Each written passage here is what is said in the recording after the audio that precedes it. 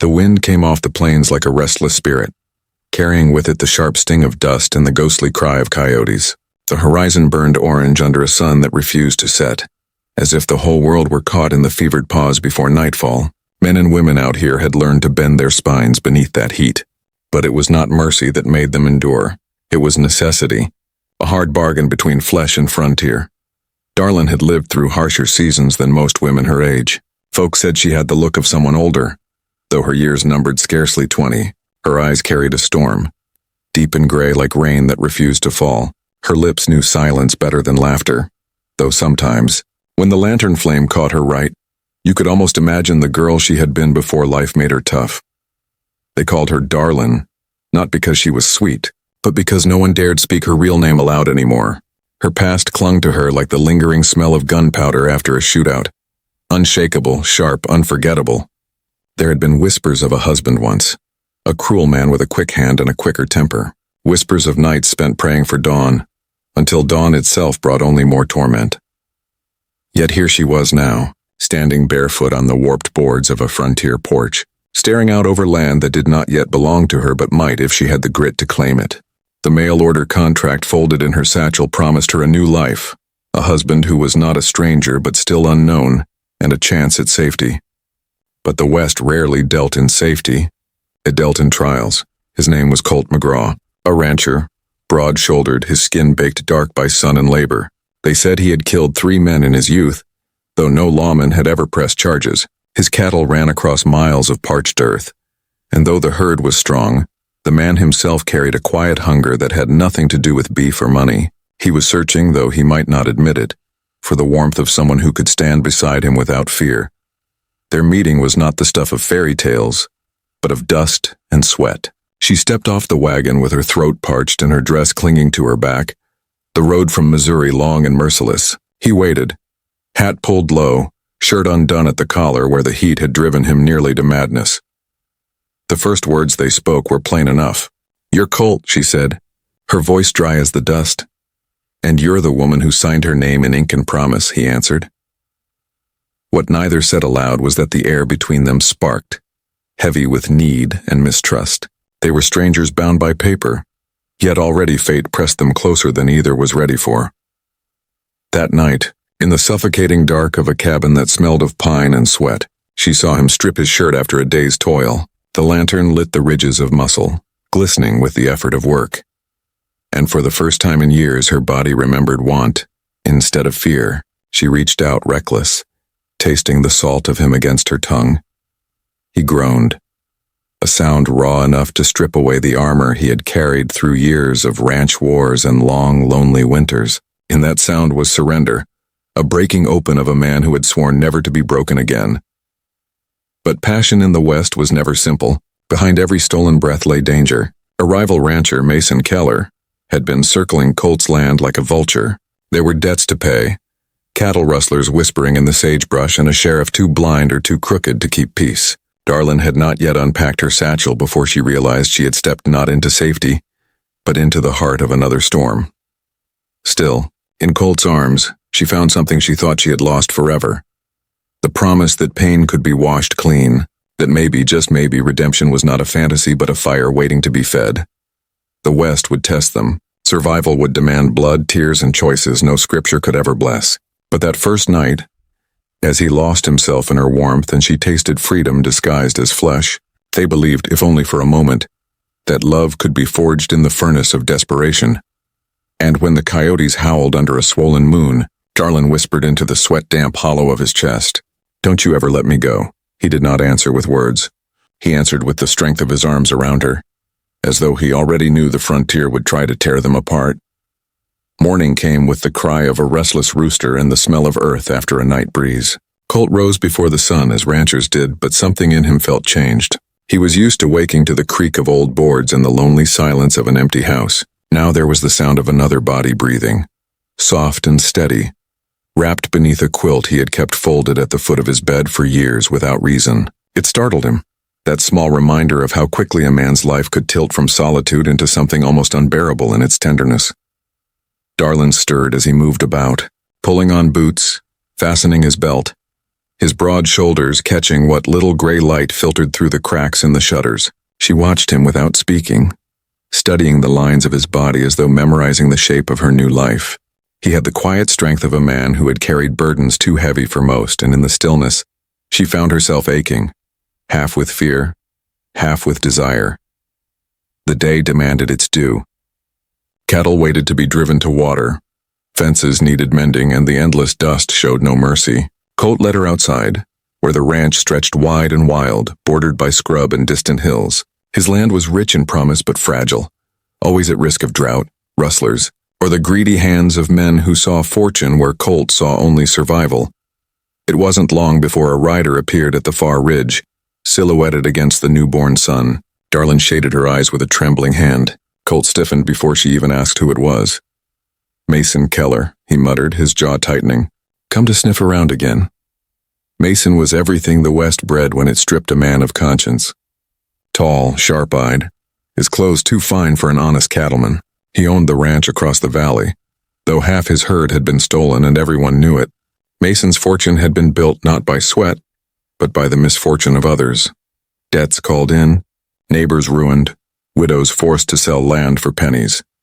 He reined his horse near the fence, tipping his hat with a smile that carried no warmth. "Morning, McGraw. Heard you fetched yourself a wife. Figured I'd stop by to say congratulations." Darlin felt the weight of his gaze linger too long, sliding over her in a way that made her skin prickle. She fought the urge to shrink back. Colt stood like an iron post between them, his hand resting near the butt of his revolver. "You've said it," Colt replied flatly. "Now ride on." But Mason wasn't the kind to leave without planting poison. A woman out here on the frontier takes grit, hope she finds it. Things can get lonely, desperate. Not every bride holds up under pressure. His smile widened, wolfish. "If she ever tires of scratching out a living in this dust, I've got room at my place." Darlin's cheeks burned, not with shame, but with fury. Colt's hand twitched, but he held himself back, though the silence between them cracked like dry earth underfoot. Finally, Mason tipped his hat again, turned his horse, and rode off, dust curling behind him like smoke from a fuse. When he was gone, Colt turned to Darlin, his eyes storm dark. "Don't you pay him no mind. Keller's been trying to break me for years. He won't have this land, and he sure as hell won't have you." She studied him, the strength in his voice, the tremor in his hands. For the first time, she realized the weight she had inherited by marrying him. Not just a ranch, not just a new life, but a feud that ran deeper than fence lines. She felt the world close in around them, the danger no longer distant but pressing close, hot against her skin. That night, as shadows lengthened and coyotes sang their lonesome chorus, Colt sat with Darlin on the porch, the lantern casting a warm circle in the dark. His shirt clung damp with sweat from the day's work, his chest rising steady beneath the thin fabric. Darlin touched him lightly, her fingers tracing the ridge of a scar near his collarbone. "How'd you get this?" she whispered. "Knife fight. Long time ago. Wasn't supposed to walk away from it." She leaned in, her lips brushing the sweat from his skin, tasting the salt. The night after Mason's visit carried an unease that would not be shaken. Every creak of the old cabin boards, every distant howl on the ridge seemed to throb with warning. Darlin lay awake beside Colt, staring at the rough-hewn rafters overhead, her fingers pressed lightly to his chest where his heartbeat steadied her. He slept like a man trained by years of hardship, deep yet never fully surrendered, always ready to wake at the slightest noise. She envied that kind of strength, yet also feared what it meant. A life lived on the edge of violence, with no true rest. Dawn came gray and cold, a sharp change after the swelter of the day before. The air smelled of dust and pine sap, and clouds crouched low, promising rain but withholding it like a miser clutching coins. Colt saddled 2 horses, his movements efficient, his silence speaking louder than words. When she asked where they were going, he only said, "To walk the fence line. I want you to see what you've married into." The land stretched out vast and unforgiving, a sea of sagebrush and rock broken by patches of grass where the cattle grazed. Darlin rode stiffly at first, the saddle still foreign to her, but the rhythm of the horse carried her into a kind of dazed calm. Colt pointed out the markers, posts hammered deep into the ground, strung with barbed wire that glittered like a row of teeth. "These fences are life," he said. "They keep the herd where they belong, keep the rustlers out. Every cut in this wire is a wound, every missing steer a piece of our future gone. When they reached the far ridge, Darlin saw the damage with her own eyes. A stretch of wire had been cut clean through. The tracks of hooves pressed deep into the dust beyond. Colt knelt, his fingers brushing the disturbed earth, his face hardening like stone. "Mason's men," he said quietly. "No one else would dare try me so bold." Darlin's stomach knotted. "Should we tell the sheriff?" Colt let out a bitter laugh. "Sheriff's been in Mason's pocket since the day he pinned that star on his chest. He'd sooner throw me in irons than lift a hand against Keller." The weight of his words pressed heavy on her. She had come west dreaming of escape, of safety in a husband's arms. Now she realized she had stepped straight into a battlefield, where law bent beneath money and blood was the only justice that mattered. They patched the wire as best they could, but the damage was done. As they worked, a shadow passed overhead, a hawk circling high, its cry sharp and lonely. Darlin found herself staring at it, wondering if she too would circle this place forever, bound by invisible cords of land, duty, and the choices she had made. That evening, when they returned to the cabin, exhaustion clung to them like a second skin. Colt stripped off his sweat-stained shirt, his chest slick with labor, his muscles ridged from the day's work. Darlin reached for him without thinking, driven by something deeper than desire. A need to ground herself, to feel alive against the weight of fear. She pressed her lips to his skin, tasting the salt of his effort, the raw truth of his body. He groaned, his arms encircling her, pulling her close as though she were the only anchor keeping him from drifting into rage. Their closeness that night was not just passion but defiance. Every kiss, every gasp was a vow spoken without words, that they would hold on no matter how the world pressed against them. In his embrace, she felt fire instead of fear, hope instead of despair. But outside their walls, the land whispered of more trials to come. A storm broke near midnight, sudden and violent. Rain lashing the roof like 1,000 fists. Lightning split the sky, illuminating the silhouette of riders in the distance. Men on horseback watching from the ridge as though measuring the strength of the house, the resolve of the people inside. Darlin clutched Colt's arm, her breath catching. But when the next flash came, the ridge was empty again. The riders vanished like ghosts swallowed by the storm. Colt said nothing, but his silence told her everything. This was not over. It was only beginning. In the days that followed, Darlin began to learn the rhythms of ranch life, the grind of dawn chores, the endless demands of cattle and soil. Her hands blistered, her back ached, yet she found a strange pride in the work. Still, whispers of danger threaded through each moment. Neighbors came by, their eyes wary, their words veiled, as if all of them lived under the shadow of Mason Keller's reach. One afternoon, as Darlin hauled water from the well, an older woman stopped by the fence. Her dress was patched, her bonnet frayed, her face lined by years of frontier wind. "You're Colt McGraw's new bride?" the woman asked, her tone gentle but edged with pity. Darlin nodded. "Yes, ma'am." The woman's eyes softened, though sadness lingered in them. "My sister was a mail-order bride, too. Came out here for love, or maybe just for hope. It cost her more than she bargained for. This land, it tests you, girl. It takes and takes, and if you ain't strong enough, it'll break you."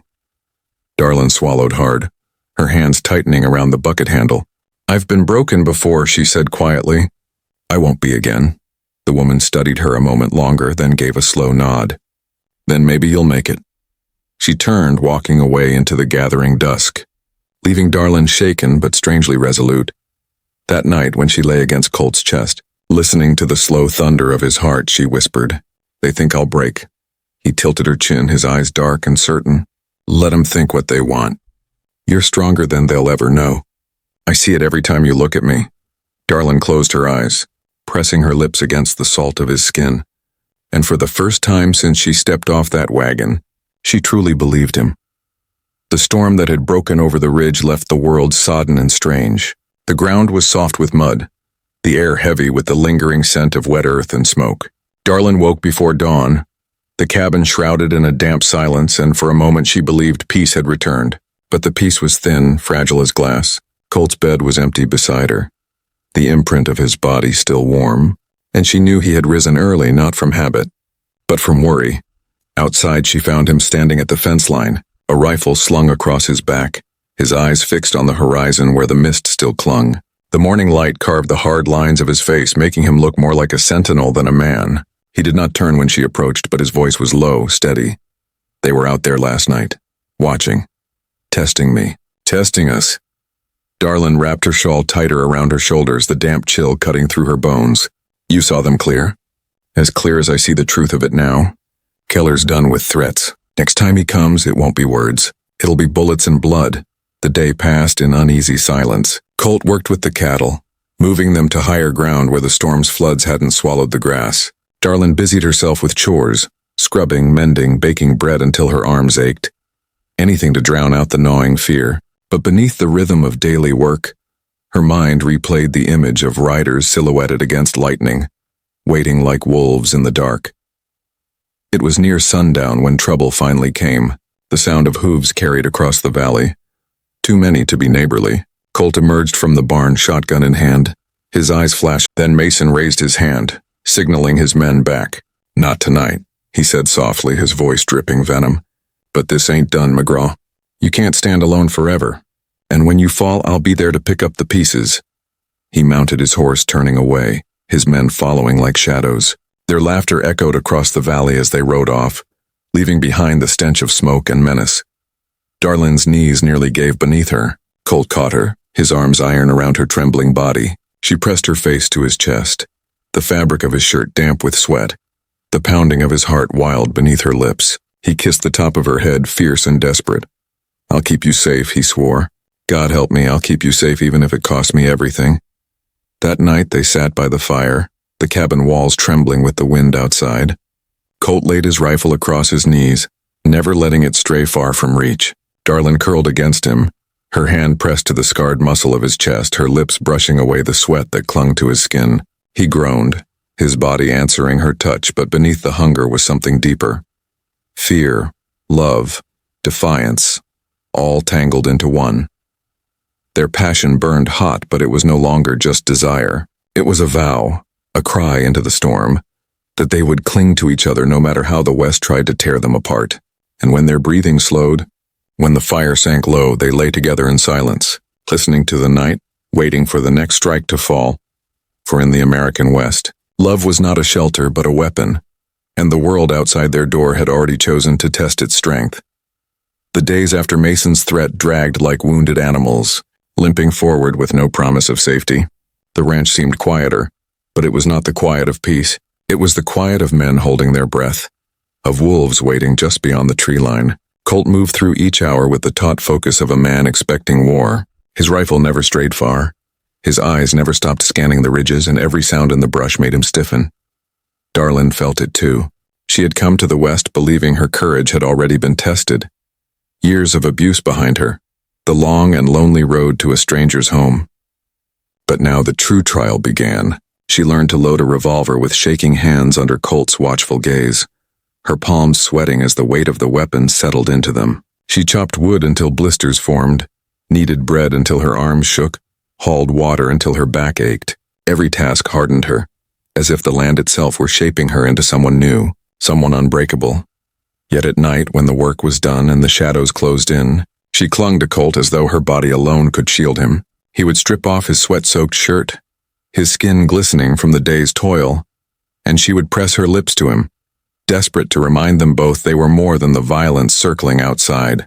His groans were not only from pleasure but from release, the kind of sound a man makes when the weight of the world is momentarily lifted by the arms of the one he loves. The attack came just as the moon reached its peak, pale and merciless in the night sky. Darlin woke first, the distant thud of hooves pulling her from uneasy dreams. She shook Colt awake, her whisper sharp and urgent. They're coming. Colt was on his feet in an instant, rifle in hand, his body taut with readiness. Outside, the riders grew closer, their voices carrying on the night wind. Torches flared, orange flames against the black, the smell of smoke preceding them. Darlin's breath caught as she glimpsed shadows moving at the fence line. Too many to count, but enough to know this was no bluff. Stay inside, Colt commanded, his voice iron, but Darlin shook her head, her jaw set. No, I won't hide while you fight alone. His eyes met hers, fierce and burning, but there was no time for argument. He kissed her hard as if it might be the last, then shoved her gently toward the door. Then keep close and don't miss. The first shots rang out, tearing through the night like thunder. The cabin windows shattered, glass raining across the floor. Darlin fired from the doorway, her revolver bucking in her hand, the recoil bruising her arm. One of the riders fell, his torch tumbling into the dirt, but more pressed forward, their laughter wild and cruel. Colt stood like a wall, his rifle spitting fire, each shot measured, deliberate, the air filled with smoke and screams, the acrid tang of gunpowder stinging their eyes. Darlin's heart pounded, but fear no longer ruled her. It sharpened her, turned her steady. She reloaded with trembling but determined hands the echo of her past life, where she had once been powerless, fueling every squeeze of the trigger. The fight dragged on, minutes stretching into eternity. At last the riders broke, retreating into the night with curses and gunfire fading into the distance. Silence returned, broken only by the ragged breaths of the survivors and the crackle of flames where a torch had caught the fence alight. Colt stomped it out, his chest heaving, sweat glistening on his skin. Darlin dropped her revolver, her body shaking, and staggered toward him. He caught her, his arms closing around her with desperate force. She buried her face in his chest, tasting the salt of his sweat and tears she hadn't realized she was shedding. He groaned, not from pain, not from exhaustion, but from the raw flood of relief. The sound torn from a man who had stared death in the face and found life in the arms of the woman beside him. "You fought," he whispered hoarsely, pressing his forehead to hers. "Darlin, you fought like fire itself." Her voice broke as she clutched him tighter. "I won't ever let them take you. Not while I'm breathing." They sank to the floor of the cabin, bodies tangled, trembling but alive, the smell of smoke still hanging heavy. Passion surged between them, fierce and unrelenting, born of terror and triumph. Every kiss, every touch was a vow sealed in the heat of survival, that nothing, not bullets nor hatred, could sever what they had forged in fire.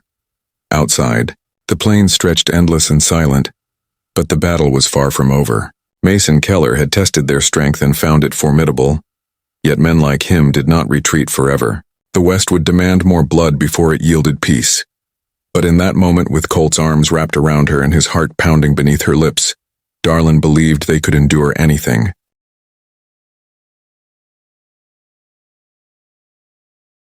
The dawn after the raid broke quiet, almost mocking in its stillness. The land stretched wide and silver under the pale light, as if the violence of the night before had never scarred it. Yet inside the cabin, the air was thick with the smell of smoke and gunpowder. The walls pocked with bullet holes that whispered of how close death had come. Colt sat on the porch steps, rifle across his knees, his face shadowed beneath the brim of his hat. He had not slept, but there was no weariness in his eyes, only a grim, steady fire. Darlin watched him from the doorway, her own body aching with bruises and exhaustion, but her heart fierce with something stronger than fear. She knew what he was thinking before he spoke it aloud. "This won't end till one of us is in the ground," Colt said flatly. "Keller won't stop. Not after last night." Darlin stepped forward, the boards creaking beneath her bare feet. She laid her hand against his shoulder, feeling the tension coiled there. "Then it has to be him, and it has to be now." The decision was made without more words. By midday, Colt had saddled his horse, the rifle slung over his back, revolver strapped at his hips. Darlin stood ready, her own pistol tucked into her skirts, her jaw set with the steel of a woman who had been tested and found unbreakable. Together they rode toward Keller's spread, the horizon shimmering in the heat, the air heavy with the promise of blood. Keller's ranch loomed like a fortress, his men scattered about the yard, their laughter echoing across the dust. They fell silent when they saw Colt and Darlin ride in, their hands drifting to holsters, eyes narrowing. But before any could draw, Mason himself stepped out onto the porch, his smile wide, his eyes glittering with malice. "Well, well," he drawled, "the mighty McGraw, and his pretty little bride. You've got guts riding in here like lambs to slaughter." Colt dismounted, his boots hitting the dirt with a thud. His voice carried across the yard, steady as stone. "This ends today, Keller. No more fences cut. No more men sent in the night. You and me, right here, right now." For a moment, silence stretched, taut as a wire. Then Mason laughed, the sound sharp and cruel. "You want to settle it old-fashioned, do you? Fine by me. I've been waiting to put you in the ground for years." The men stepped back, forming a loose circle. The air shimmered with heat, dust rising in lazy swirls. Darlin's breath caught in her throat as the two men faced each other, hands poised near their guns. The whole of their feud condensed into this single, breathless instant. Time slowed. The world narrowed to the sound of wind through dry grass, the thud of her own heartbeat. Then, in a flash of motion, steel cleared leather. Shots cracked through the stillness. Colt staggered, his shoulder grazing blood, but his aim held true. Mason froze, eyes wide with shock before collapsing into the dust, his revolver clattering uselessly from his hand. The yard fell silent but for the ringing echo of gunfire and the labored breaths of the living. Darlin ran to Colt, her hands pressing against his wound, tears streaking her cheeks. "You can't leave me," she whispered fiercely, her voice breaking. "Not now. Not after everything." He groaned, leaning into her, his sweat and blood mingling under her touch. "I'm not going anywhere, Darlin. Not while you're here." His words were ragged, but his arms were strong as they closed around her, pulling her into him. She pressed her lips to his chest, tasting the salt of him, the heat of life still beating beneath her hands, and in that moment she felt not just relief but triumph, the knowledge that they had stood against the darkness and endured. Keller's men shifted uneasily, some casting down their guns, others fleeing into the distance. Without their master's shadow looming over them, their cruelty drained away, leaving only fear. The land seemed to exhale, the spell of violence breaking at last. Colt and Darlin rode home together slowly, the weight of the fight heavy on their bodies, but their spirits bound tighter than ever. The ranch waited for them, scarred, battered, but still theirs. As they reached the porch, Colt caught her hand, his eyes dark with both exhaustion and something softer. "You saved me," he said simply. "Not just tonight. From the day you stepped off that wagon." She smiled through her tears, resting her head against his chest, listening to the steady drum of his heart. "And you saved me. From a life I thought would never end." They stood in silence as the sun sank behind the hills, painting the land in gold and blood-red hues. The West would never be easy, would never grant them peace without demand. But together, they had carved something unbreakable from the dust and fire, a love fierce enough to outlast the frontier itself. And when the coyotes howled again in the distance, their cries no longer sounded like warnings, but like hymns to a love that had survived the storm.